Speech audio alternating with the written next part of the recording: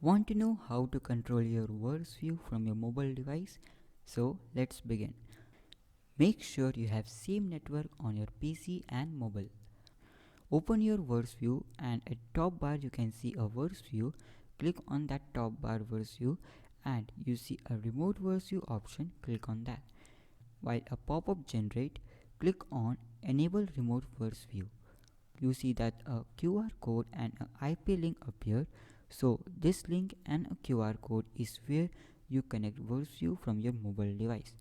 You can also connect with another computer with the link. For tutorial, I am scanning QR code. Now you see that there's same link which was on remote VerseView window. Just click on that and here is remote VerseView. You can now control VerseView from your mobile. I recommend that first create a schedule of the list of song in VerseView application and go to remote VerseView, which will give you more easier to use. Click on get schedule and you get schedule you listed on software. Now you are ready to present your lyrics with your mobile device. Thanks for watching and don't forget to click the subscribe button on our YouTube channel Christian Media Network.